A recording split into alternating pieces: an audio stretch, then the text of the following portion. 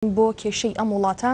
کە ئەمڕۆ هلووتکەی کۆبوونەوەی نێوە لە شاری سوچی لە رووسیا لە نێوانی سەرکردەی هەریەک لە وڵاتانی رووسیا ڤلادیمیر پوتین هەروەها سەرۆکۆماری تورکیا ڕەجەب تایب ئەردۆغان لەگەڵیشیا سەرۆکۆماری ئێران حەسەن ڕۆحانی کە بەڕێوەچوو دیارە لە کۆبوونەوەکەیە کۆمەڵێک پرسی گرنگ تایبەت بە قەیرانی سووریا خرایە ڕوو. ئێمە دەمانەوێت ئەم شەو لە پانۆرامای دەنگ و باسەکانمان گفتوگۆیەکی چڕوپڕ لەبارەی ڕەوشی سووریا و قەیرانی ئەم وڵاتە لەگەڵ بەڕێز جەدعان یوسف عەلی کە بەڕێزیان نوێنەری پارتی چاکسازی کوردی سووریان لە هەرێمی کوردستان لەگەڵمانایە لە ستۆدیۆ میوانداری بەڕێزمان کردووە زۆر بەخێر بێی کاک جەدعان. کاک جەدعان حەزەکەم بپرسم ئایا ئەم سێ وڵاتە دید و بۆچوونی جیاوازیان لەسەر ئەم قەیرانی سووریا هەیە هەر یەکە و بە جۆرێک بەرژەوەندی خۆی لەم وڵاتەیە دەسەکەوێت لەگەڵ ئەمەشە بەدەر نییە ئەمریکا لەم هاوکێشە گرنگەی کە تایبەت بە سووریا هەیە ئەکرێت چۆن چارەسەرێک بۆ گرفتی ئەم وڵاتە بدۆزرێتەوە لە نێوانی ئەم سێ وڵاتە و لەگەڵیشیانە ئەمریکا. سووریا ئەبوو نێزیکی 7 ساڵە دراپۆراوە دەژیهات vê qeyranê de ye rojane kuştin û wêrankirin û koçberî û berçîbûn û nizûh di nav erdê xwe de yanî zêdey nîvê xelkê Sûrî yan peneber bûne yan jî aware ne di hindir wê Sûriya de ji xeyrî têk çûye dewletek nemaye xaka Sûrî دابش بووە دناو ئەیرانیا و دناو ترکادا و دناو ئەمریکانا و دناو ڕووسادا و حزب الله لبنانی و هەر هێزین عراقی حەشد شعبی و هەموو هەر یەکێ جهێ خۆ و دەڤەرە گرتنەوە بن دناو vê قەیرانێدا و vê درێژکردنا زۆر هێوی و ئۆمدیە سووریا و باوەری نەمانە بدەولەتە هەنگی وعددانەوە هەنگی جوات شێکردن کۆمەک دەستپێکێدا زێدەی 140 دەولەتی پشتگیریە خۆدانە نیشاندان شۆڕەشا سووریرە ژ ملەتێ سووریرە ئەنەوەی قەیرانەوە چارەسەر بکن و ڕاوەستێنن و ئەو بکن هەر ئەv دەولەتێن گۆنەهال ئیرۆ جواتکردنە لە سۆچی هەر یەکێ گۆر بەرجەوەندیە خوا نێزیکی ملەتی سووری و قەیرانە سووریت بن هەر یەکێ گۆر بەرجەوەندیە خوا تورکیا برەنگەکیە ئەیران برەنگەکیە رووسیا برەنگێکیە ئەمریکان ئەرێنە ئامادەیە بەس هەرژی بەرەنگێکی دی بەرجەوەندیە خۆ هەنە دەڤەرە شەرق ئەوسەد بچ ڕەنگی تەرتیب بکێ دناودا سووریا ئەوە دەست درێژیە وا دەولەتە ناف سووریادا قەیرانەوە زۆرتر کرد و عەزابات و گونەهکاری و زەحمەتیە گۆلپێشیان ملەتێ سووری چێبوونە دەسوەردانە وا دەولەتەش دوو وانایە ئەوایە هەم قادینە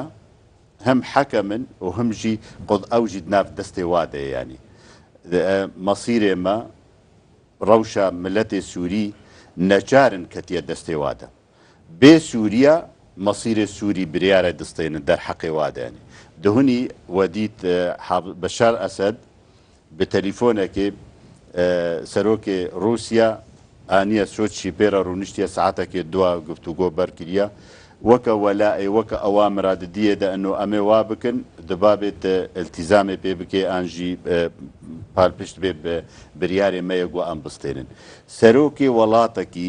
نیڤێ ملەتێ خۆ کوشتیە سووریا وێران کریە بریار نەت دەستێوی نادەیە هەر سۆرە سەر کورسی بمێنێ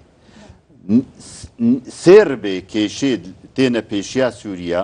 و ملەتێ سووری ژدوو داواکاریە ئەن سۆربوونە بەشار ئەسەد سەر کورسی خۆ بمێنێ بپاری کورسی بمێنێ ئێ سەرۆک و ئەونا بەپالپشتیە ئەیرانیە و حزب الله و رووسیا چەند جارا ڤیتۆ مەجلس ئەمندا بکار ئانی ji بۆ بپارێزێ بەشار ئەسەد بمێنێ سەر کورسیە خۆ نەخەماوایە نە حقوق الئینسان نە مافێ مرۆڤ نە ملەتێ سووری بە ئەفقاس وێرانی و ئەفقاس خرابی بووە هیچ نەخەماوایە خەماوە بەرجەوەندیەوانە بچ ڕەنگی بازارە بە ئەمریکانە بازارە دەولەتێن عەرەبی بازارە بە هەفتوورە بکن لەسەر خاکە سووری لەسەر خوینە سووری بەڕێز یوسفیانی ئەوە ماوەی 7 ساڵە ئەف ئالۆزی و پرزگریکە لە سووریادا بەردەوامن یعنی کۆمبوونا ریاضە یا جنێفێ ئاستانە ئەوە سوچێش هاتە سەر ینی دە سووریایدا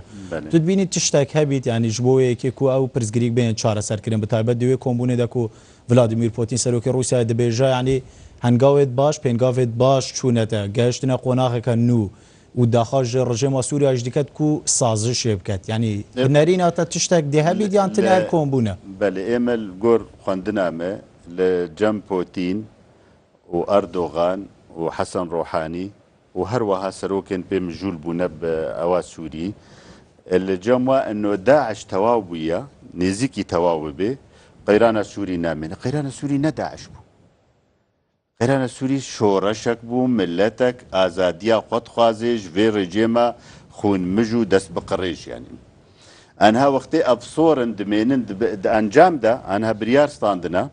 ئەنۆ دەوێ بەشار ئەسد بمێنێ حیا 2021 حتا داویە قوناغا دەستوری هەلبژارتنا داوی دەچێ بووە على ئەساس بریار هاتەستاندن ئەنۆ داویاوێ 2021 دا تەواو دەبێ ئەف بەشار ئەسد وێ بمێنێ سەر زکێمە سەر سنگامە حیا 2021 ئەڤە بریارە ڤاسەرۆکا و ڤادەولەتایە جڤاتە کۆنگرێ ڕیاضە ئانها ئاگۆل ڕیاض دانیشتە خەڵکی سوورینە بەس دیسەژی ئەوامر و ڕعایەت ئێ دەولەتانە ئێ دەستوەردانێ دکن دسەرێوانە دەژی ئەمریکان و رووسیاونە رووسیا و ئەمریکان ئەدیسە دبێژم لەسەر خونا سووریا بازارات کرد لەسەر خاکە سووریا بازارە بە هەبدورەتکن هێڤیا ملەتێ سووری گەلێکی زەعیف و قەلسەد ئاستێک کێم دەیە بەس نەچارن لوا گۆهداری بکن نەچارن هەرنە کۆنفراسا نەچارن هەرنە کۆنگرە لوا تەماشە بکن بێچت خوازن چه ئەوامرا دنەوانە ینی تنێ کۆمبوون ممکنە بڕاستی احتیمالە بگەهام ئەو بخوا رووسیا زۆر ئێمەک و زەحمەتیە دبینێ بۆ ئەستنزاف وەکە جەنگەکە ئەستنزاف بوویە بنسبەت رووسا بنسبەت ئەیرانیا ئەو بخۆت خوازن کۆتاهیە پێبێنن نەش بەر ملەتی سووری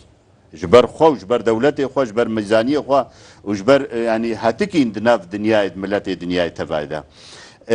bes bûro tê xuyakirin ino wek muselselekî ye heleqa taliye muselselek heft sala dirêjkiriye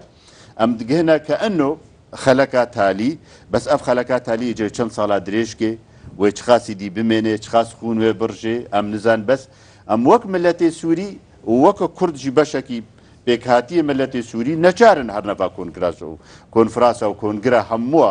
وڵوا گۆهداری بکن و هەند تۆزەکی تەنازولاتا دکن تۆزەکی کێماییە تەحمول دکن مەجبورن ینی دوێ قبول بکن ji ber dewletek nema piştgêriya milletê Sûrî digirê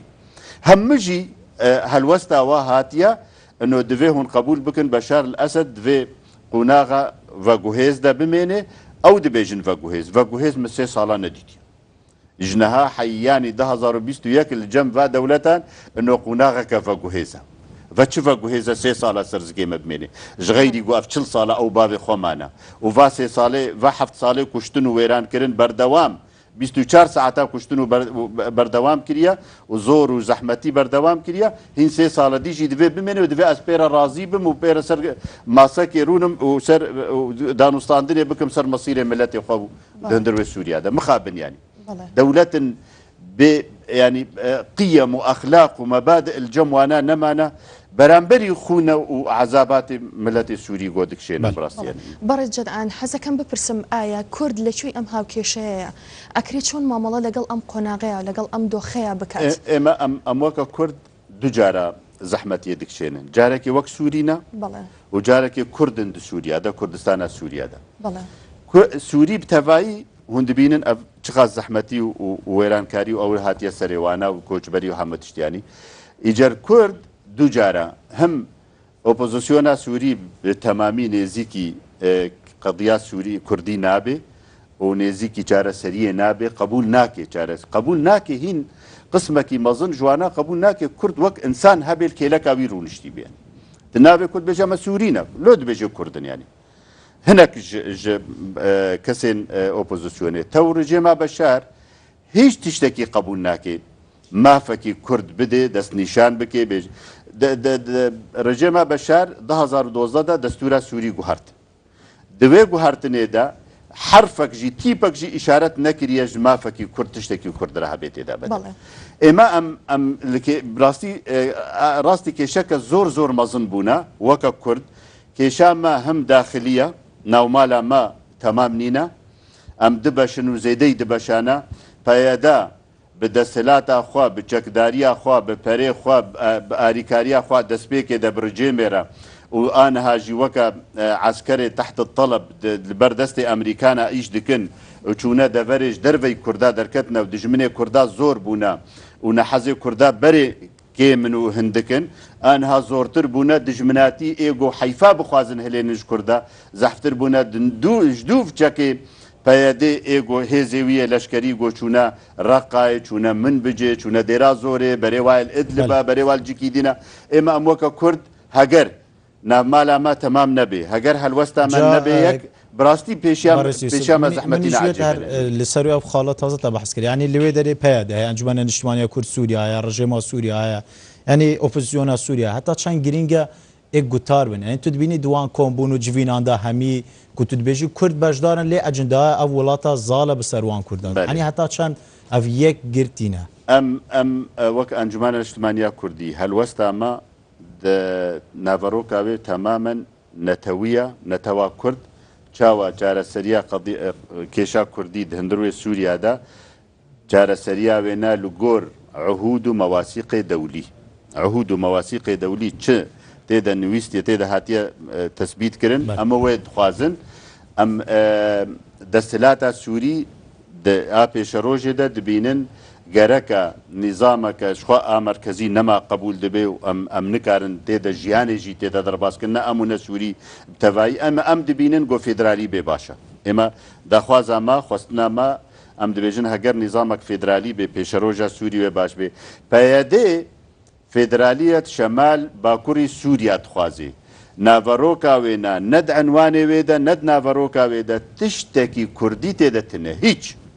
هیچ گوتنەکە کوردی داخوازەکە مافێ کورد ئەم چاوە تەسبیت بکن بڤی ڕەنگێ هەنێ زەحمەتیش بەرولۆ تێنە پێشیامە هەگەر هەلوەستا یەک بانە مەخواستەکە یەک باش بەر مافێ کورد ئەنهاش بەر سووریا بەلکی خلاف نامە دەچێ بێ ئێمە بەلکی ئەس بێژم فێدرالی ئەوە بێژێ لا مەرکەزی لا مەرکەزیا دیموقراتی لا مەرکەزی بکات ینی تو بخۆ بەحەز دەکەیت دەبێژێ هەنگۆ بخۆ ینی گازندە هەنە دنافان پارتین کوردی و بەشدارن ینی ددەمەکیدا کو هەوا بخۆ گازندە ژوەیەک و دهەنە ینی ئەف وڵات چاوە چارەسەریاوی وازعی دەکەن ینی هەتا چەند گرینگە کورد ئێکدەنگ بیت ینی ئەوە جعالیه که یعنی پیاده رژیم سوریا یعنی اپوزیسیون انجمن اجتماعی کرد سوریا کیشا زیدی استکی هنا یک نومالیا ما هیا بله پیاده استا کار دکیل سر عرضه نوک پارتی کو هزک کردی وکا یک اجتماعی کار دکی یعنی سوریا على اساس فدراليه شمال سوريا اشترى ديسد بيجم دوبارات كمتاكيد دكم تداخوازي ما في كرد د سوريا د تيدا بجينا بيتفيا كرد شبكه بيتفيا كرد في امو وبيادي بياديش د في هالوستا خويا نتوي و بيسينور دفجي بكري راوستي وري ام الخفقرن بيجن كرد تخوازن سوريا دا اما نا مهما كردايا ام هرن للدرعه ولادلب والديرا زوري شربكن جبو داعش خلاص بكن داعش خرابه وخطر السلحه مكس يا براسطه يعني بس نمهم منا خلكي ديري هنا خلكي رقاي هنا خلكي منبجي هنا خلكي ادلبي هنا سوباي سوريا هيا دولتين دستورداني دكن هنا با او برفانية بردبكن اما ازواج كرد جركل دفري كردي بباريزم جبو از دجمنه خوزي دنكم وجبو اسكاربم دفري خو بباريزم برنگكي گو تعدا ملكسي نبي وحسكريه خو دوستي خو پیدا بكم دندروي سوريا دا هەگەر ئەس بمینم سەر vê عقلیا پەیەدێ ئانها بەردەوامە لەسەر ڕۆژ بڕۆژ دژمنێ کووردا زێدە دەبن ji ber dikevine cengê de bi hevdûre şera dikin bi hevre ji vê hozê têne kuştin ji vê eşîrê têne kuştin ji vê welatî ji vê bajarî têne kuştin ew etîbar dikin nava kurdin me dikuşin bes tiştê got selbî tiştê nerênî li ser kurda têne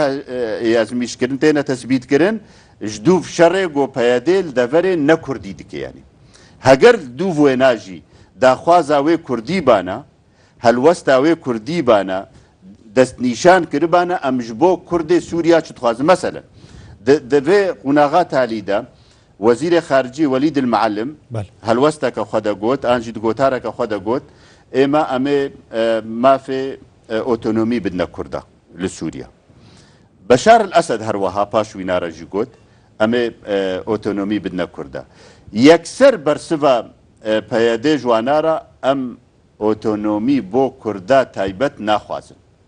ئەم فێدرالیە باکوڕی سووریا دخوازن نە ئەو بێ هیچ قبول ناکەن نە تشتێکی دیترگە فێدرالیە باکوڕی سووریا فێدرالیە باکوڕی سووریا ناڤەرۆکاوێدا هیچ تشتێکیش بۆ کووردا تێدەتنێ باشە هەگەر ئەم هەفتوو نەکەن هەگەر ئەم هەلوەستا خۆ نەکنە یەک داخوازی خۆش بۆ کووردا هەگەر ڕاست ئەم ji بۆ کوردیتیە دکن divê helwesta me daxwaza me yek bê li hemberî opozisyonê li hemberî rejêmê li hemberî dewletên herêmî û dewletê navdewletî meclisil emin de bo zanibin kurd mafekî wa heye din dirwê Sûriya de cara serkirina wezê Sûrî di pêşerojê de ev qas kongirê goçê dibin heger em bi lez wek kurd هەلوەستا خوا گوتارە خۆ نەکنەیەک زۆر وێ تعدەلمە ببێ وەکە کورد بەڕەجان ئەمەمان بیری لە ڕابردووە کە سیرمان کرد هەڕەشەی تورکیا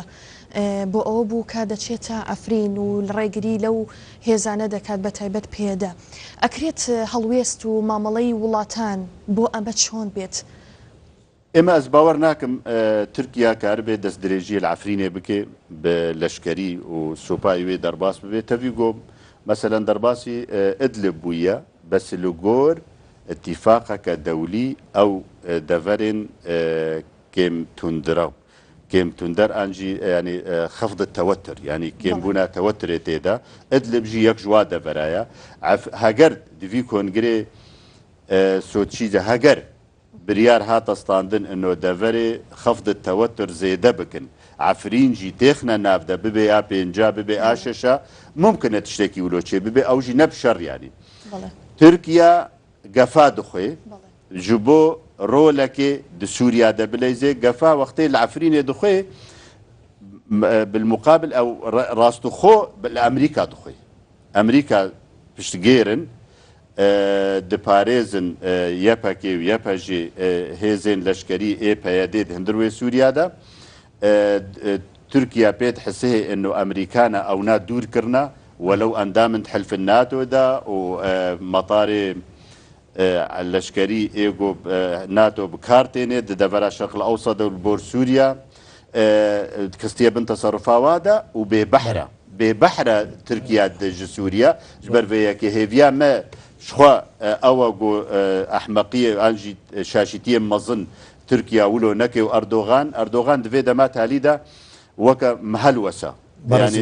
بهێ تشتێکی دبێژێ نیڤڕات تشتێکی بێ ئێوارێ تشتێکی دیت بێژێ ئەم هیچ باوەڕ ناکەن گۆ عێریشەکی باشە ئەز دەمامەگەلێک کێمام سپاسیاتت کەین داوای پرسەرژتە بکەن ینی ئەف کۆمبوون هیچ ئەنجام دێ هەبن بنەریناتەوە کە ساتێک لە سووریا شارەزە و